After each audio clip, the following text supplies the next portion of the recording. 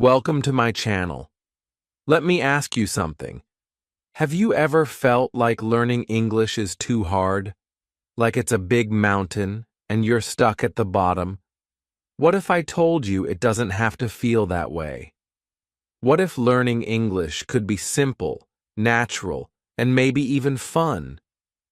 In this video, I'm going to show you how to learn English without fear, without stress, and without boring grammar books.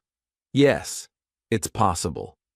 So stay with me until the end, because what you'll learn today might change how you study English forever. Chapter 1. Start where you are, not where you wish you were. Let's start with something very important. Maybe the most important part of learning English. You have to begin at your real level. Not the level you wish you had. Not the level your teacher expects. Not the level your friends or classmates are at. You have to start where you are. Many students make the same mistake. They try to learn from difficult videos. They read books with too many new words. They download grammar apps and study advanced rules. After 5 minutes, they feel tired. After 10 minutes, they feel stupid. And soon, they want to quit. But here's the truth. You are not stupid. Your method is just wrong. When you start with something too hard, your brain gets confused. You don't feel strong. You don't feel smart. You don't enjoy it. So, of course, you don't want to continue. Imagine a child learning to walk. They don't start by running. They fall down. They try again. They hold the table. They take one step and another. Slowly, they learn. And this is true for language too. Even native speakers learn English with baby steps. They listen to easy songs. They watch cartoons. They read picture books. So why do we expect adult learners to start with newspapers or long grammar books? If you're just starting, don't watch a full movie in English. Watch a cartoon with subtitles. Don't read a novel. Read a short story. Or even better, read a story you already know, like Cinderella or Little Red Riding Hood, but in English. This is called starting easy, and it works. When I was learning Spanish, I didn't begin with news articles or podcasts for natives. I started with children's stories. Easy stories. Very short stories. I didn't understand every word, but I understood enough. I didn't need a dictionary every minute. And most importantly, I didn't feel tired or frustrated. I felt curious. I wanted to keep going, and that feeling helped me build a habit. When you start small, you win small. But those small wins become big wins later. If you read one simple page today and enjoy it, you will want to read 2 pages tomorrow. If you listen to one slow English song today and enjoy it, tomorrow you'll find another one. Slowly you build your confidence, you build your vocabulary, you build your language, and you don't feel like you're struggling. A student once told me, "But I'm an adult. I want to learn fast." I understand, but fast learning comes from smart learning. And smart learning means starting easy. Think of it like the gym. If you try to lift 100 kilos on the first day, you'll hurt yourself. But if you lift 2 kilos, then 3, then 5, one day you'll lift 100. It's the same with English. Easy first, then natural progress. Also, don't feel shy if your English is still basic. Every expert was once a beginner. Every fluent speaker started with, "Hello, how are you?" You are not behind. You are on your own path. Respect your level and love the process. Because if you enjoy it, you will keep doing it. So today, I want you to ask yourself, what is my real level? And then choose something just below it. Yes, below it, not above. If something feels too easy, that's perfect. You will understand more. You will feel better, and you will remember more. Remember, struggle does not mean success. If you're struggling, you're probably doing something too hard too soon. If you're enjoying it, that means your brain is learning. In the next chapter, I'll show you how listening can teach you more than any grammar lesson, and why it's okay to stay silent for a while. But for now, just remember this. You don't need to be perfect. You just need to begin, and begin at the right place. Chapter 2. The Magic of Listening Before Speaking. Let me tell you something simple but very important. You don't need to speak first. You need to listen first, like every child in the world. Think about how babies learn to speak. For 1 or 2 years, they don't say much. They listen. They hear words every day. They watch faces. They notice sounds. And slowly, their brain starts to understand. Then one day, they say their first word. Not because they studied grammar, not because someone tested them, but because they listened enough. This is how you can learn English, too. Many students think, I have to speak English right away. I must practice speaking or I will never learn. I understand this idea. But it's not how language works naturally. In the beginning, you don't need to talk a lot. You need to listen a lot. That's how your brain learns the rhythm, the music, the sound of English. So, what should you listen to? Start with things that are fun and easy to understand. Watch English videos with subtitles. Choose short videos first, maybe cartoons, stories, or beginner YouTube channels. Listen to slow English podcasts. Many podcasts are made for learners just like you. And don't worry if you don't understand everything. You don't need to. Your brain is still learning. There is something powerful about hearing English every day. It's like your ears are training. Even when you're tired or not paying full attention, your brain is catching the words, the grammar, the sentence patterns.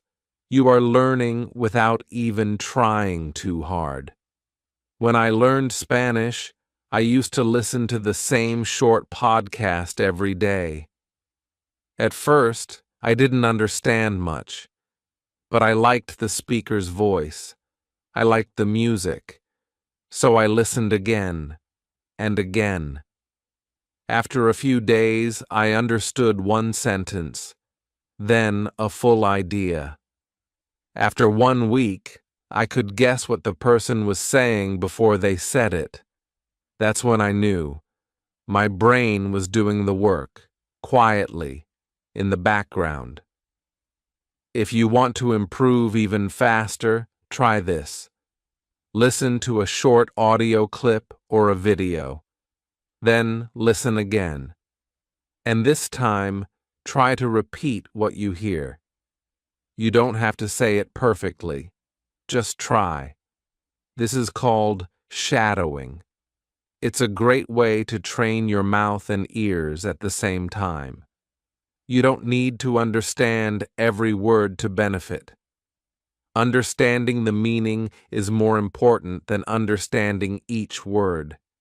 So if you hear, the boy goes to school, and you understand the idea, that's success.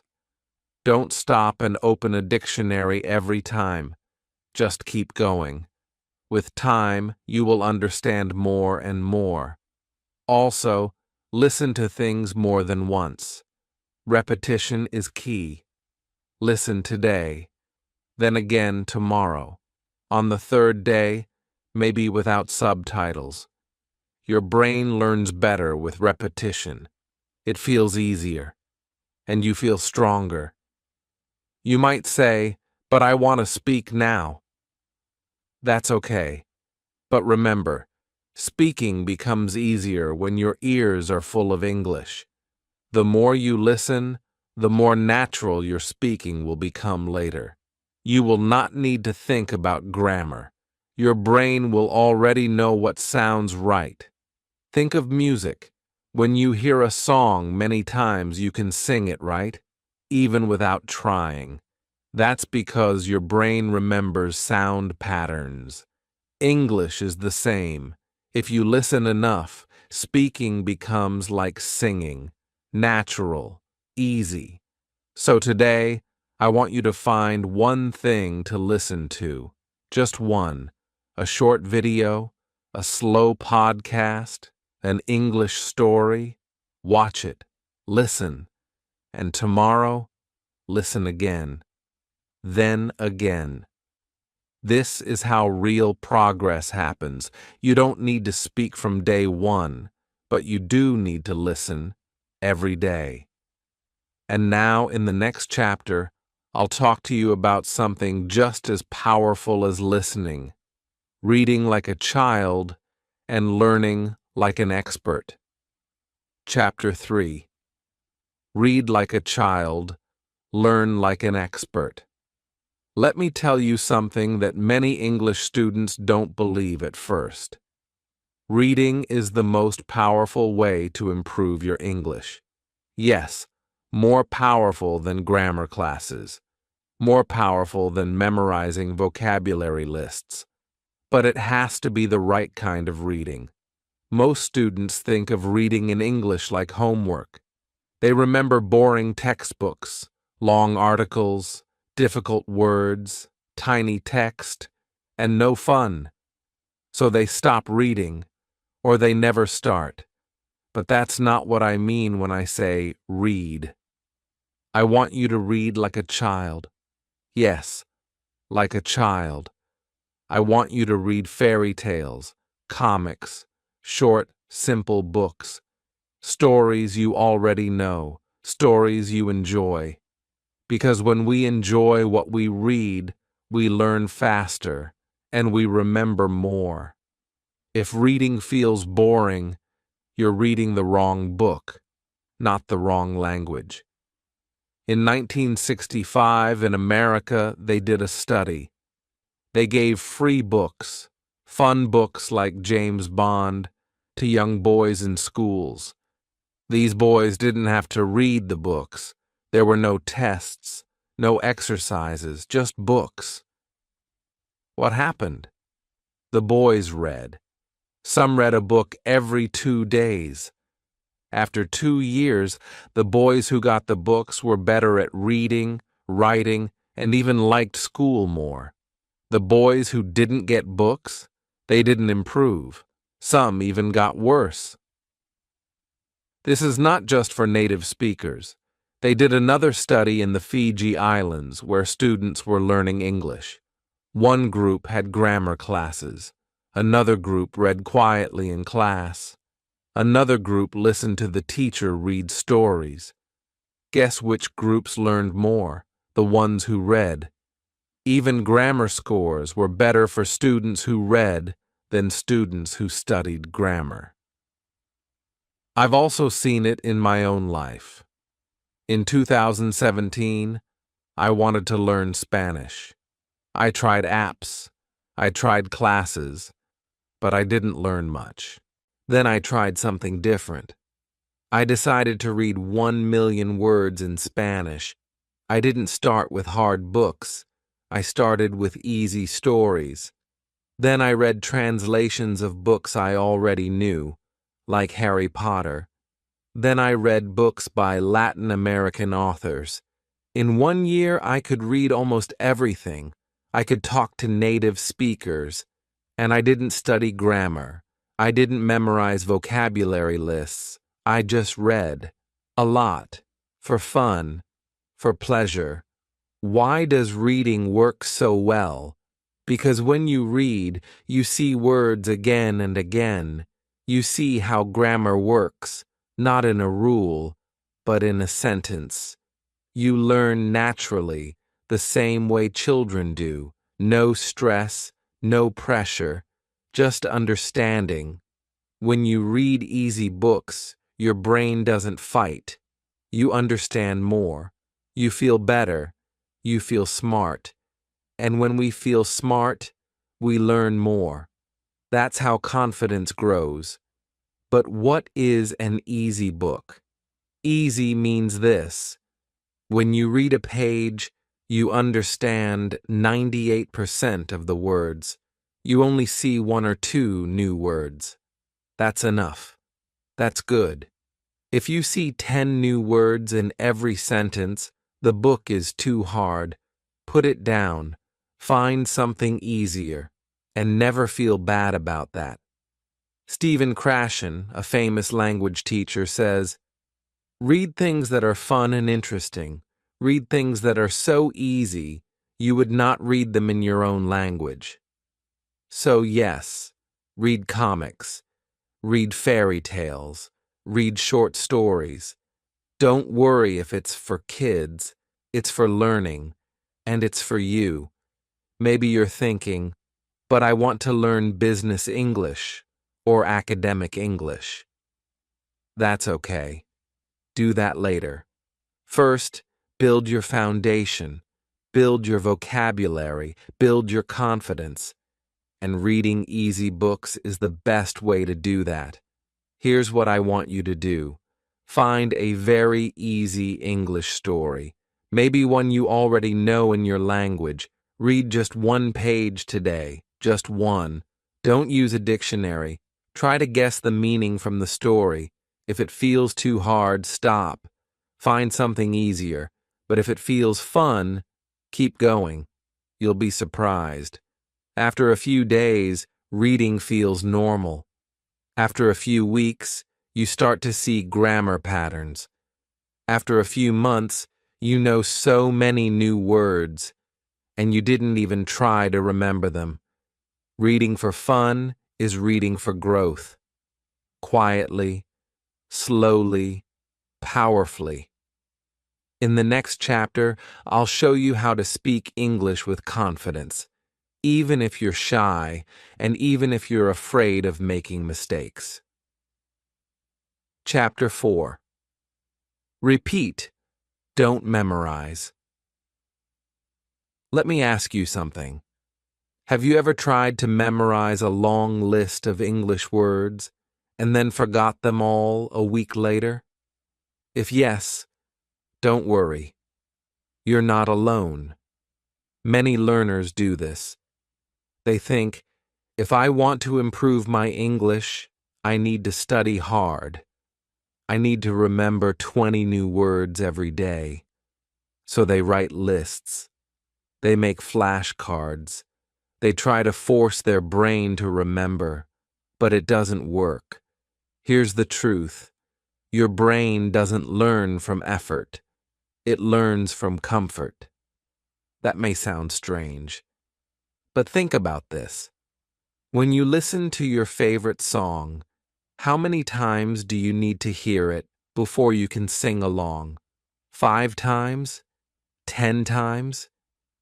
You don't try to memorize the lyrics. You just listen again and again. One day, without trying, you know the words. That's how real language learning works. Repetition, hearing or reading the same thing again and again, is a powerful way to learn, more powerful than flashcards, more natural than tests. When you repeat something many times, your brain starts to relax. It says, I know this. Then learning becomes easy. This is why I tell my students, don't try to learn everything. Just repeat the things you like. Watch the same video 5 times. Read the same story 3 times. Listen to the same podcast again and again. Each time you understand more. Each time the words become more familiar. And then one day, those words are yours. You didn't study them. You absorbed them. Think of children again. They love hearing the same story every night. Why? Because repetition is how the brain grows. Every time they hear the story, they learn something new. English learners can do the same. Let me tell you how I used this method when I was learning Spanish. There was one podcast I loved. It was short, just 5 minutes. I listened to it every morning for a week. I knew the topic. I knew the voice. It made me feel comfortable. The first time I understood 20%, then 40%, then 80%. And by the 7th time, I could understand almost everything. No dictionary, no stress, just repetition. The funny thing, I didn't feel like I was studying. I was just listening to something I liked, but I learned so much. So why do schools make us memorize things? Because schools like tests, and tests need fast answers. But real language doesn't work that way. In real life, you don't take a test. You have a conversation. You listen. You understand. You reply. You need your English to feel natural, not feel memorized. If you memorize a word today, but forget it tomorrow, that's not success. If you see the same word in 10 different stories, and one day you understand it without thinking, that's real success. So here is your task. Choose one piece of English content you enjoy. A short video, a short story, a song, a podcast, anything. Just make sure you like it, then repeat it. Every day for 5 days. Don't worry if it feels boring. That means it's working. Boring is part of learning. Because when something feels boring, it means your brain is getting used to it. And when your brain feels safe, it learns fast. And if you find something you really love, repeat it more. There's no rule that says you must always study something new. In fact, repeating what you know helps you learn better. So remember this simple truth. Repetition beats memorization. Always. In the next chapter, we'll talk about how to build strong habits, so English becomes part of your daily life, without stress and without forgetting. Chapter 5. Learn with your ears, mouth, eyes, and hands. Let me tell you a little secret about learning English. Your brain remembers better when your whole body is learning, not just your eyes, not just your ears. That's right. The more of your body you use, the more your brain remembers. Think about it. When you were a child, how did you learn your first language? You didn't just listen. You looked at your parents' faces. You moved your hands. You repeated sounds. You touched things, played with toys, sang songs, pointed to pictures. You used your whole body. So why do so many people try to learn English by only looking at a textbook? If you want to learn English faster and enjoy it more, use all your senses, your ears, your mouth, your eyes, and your hands. This is called multisensory learning. It's a big word, but the idea is simple. Learn with more than one part of you. Let's start with your ears. Listen to English every day, but not just anything. Choose something fun and clear. Try English podcasts for beginners, or slow audiobooks, or songs you like. Don't worry if you don't understand everything. Just listen. Let the sounds of English become familiar to your brain. That's how babies learn, remember? Now use your eyes too. Watch English videos with subtitles. You'll hear the words and see them at the same time. Your brain connects the sound with the spelling.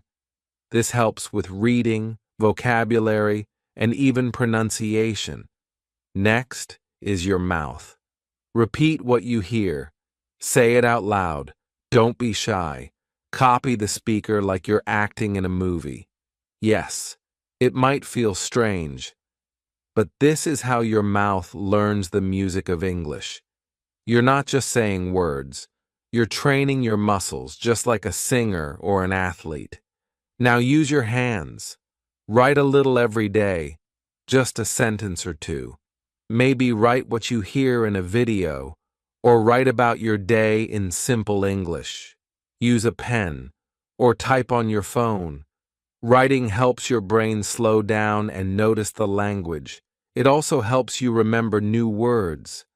There are also great apps that show pictures, play sounds, and let you speak into the microphone. These apps can be fun. They let you use your ears, eyes, mouth, and hands all at once. That's powerful learning. Here's something else. Read out loud. Find a short story or a news article. Read it with your eyes. Then say it with your mouth.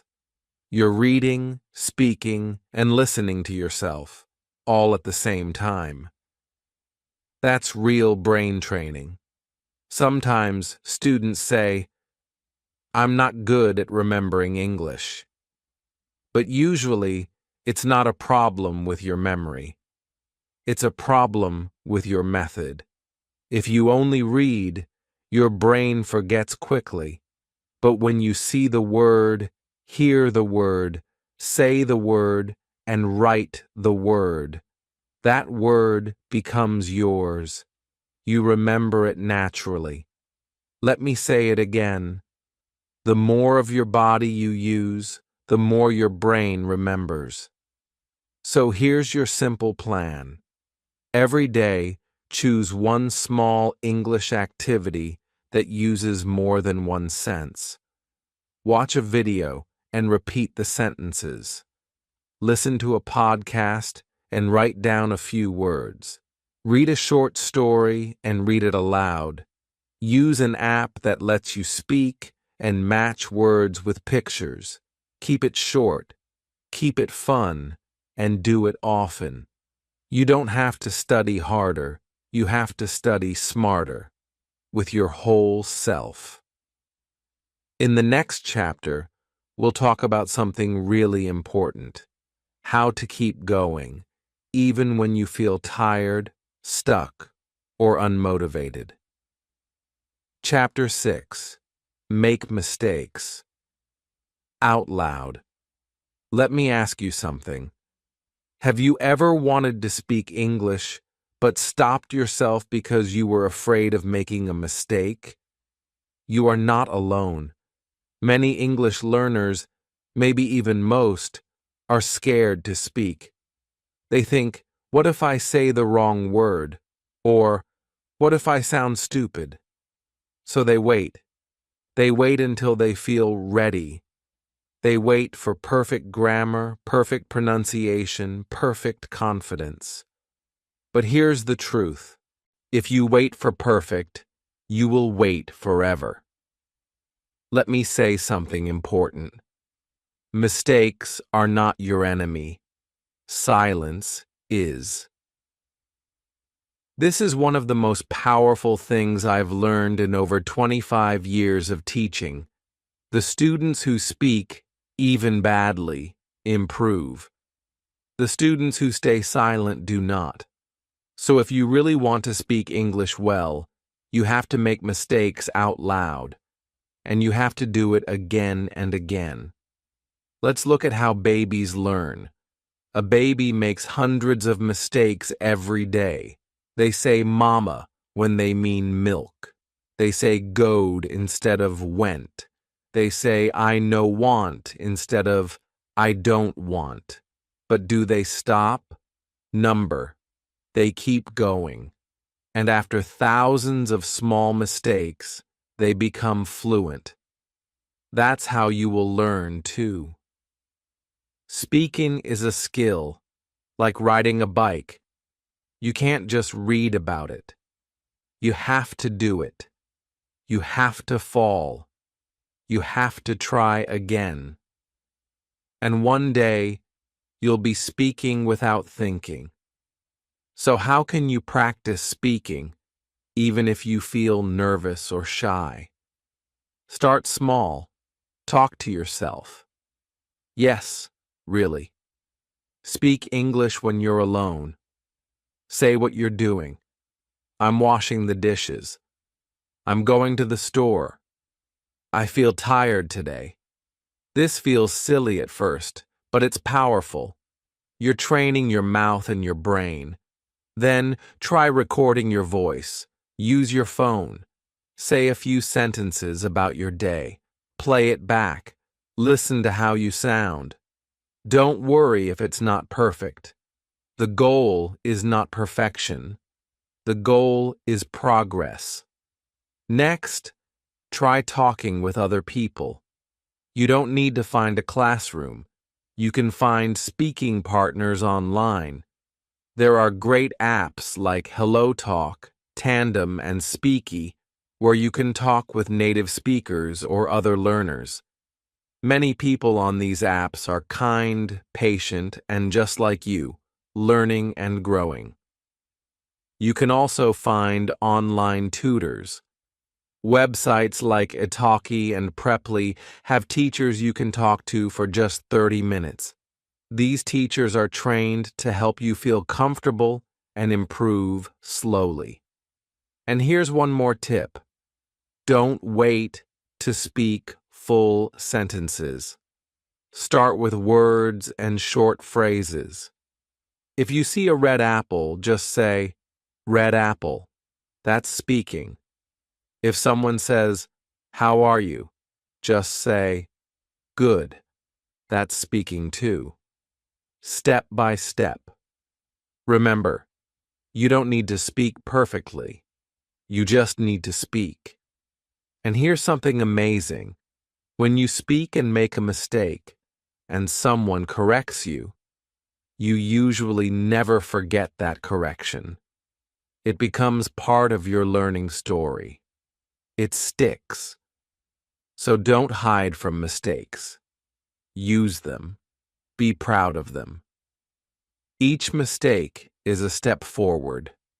So say it with me now. I will make mistakes out loud, and that's how I will learn. In the next and final chapter, we'll put everything together and show you how to make English a fun and easy part of your daily life, forever. Chapter 7. Build habits, not hopes. You've made it this far, and that already shows something important. It shows that you care. You want to learn English. You have hope, and that's wonderful. But now, I'm going to tell you something that might surprise you. Hope is not enough. Yes, hope can start the journey, but only habits will take you to the end. Let me explain. Many learners start with big dreams. I'm going to study English for 3 hours every night. Or, this weekend, I'll learn 100 new words. But then life happens.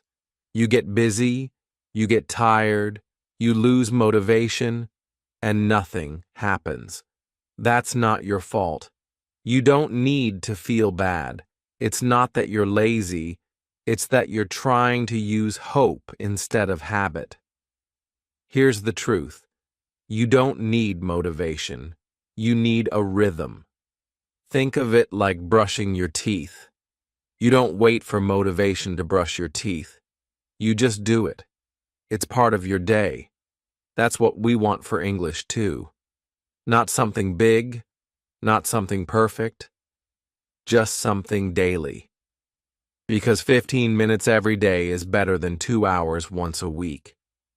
Let's build a simple daily routine, one that feels light, one that you can actually enjoy. You can change it for your life, of course. But here's an idea. 5 minutes listening. Start your day with a short podcast or a slow YouTube video. Maybe when you drink your coffee or sit on the bus. 5 minutes reading. Read something easy and fun. A comic, a short story, a post on Instagram. Anything that makes you smile. 5 minutes speaking or writing. Talk to yourself. Say what you see, or write 2 sentences about your day, or message a friend in English. Just a little. Just enough to keep your brain active. That's it. 15 minutes. Every day. Some days you might do more. That's great. But even if you only do 15 minutes, that's a win. That's progress. Because the real magic is not in doing more. It's in doing it again and again and again.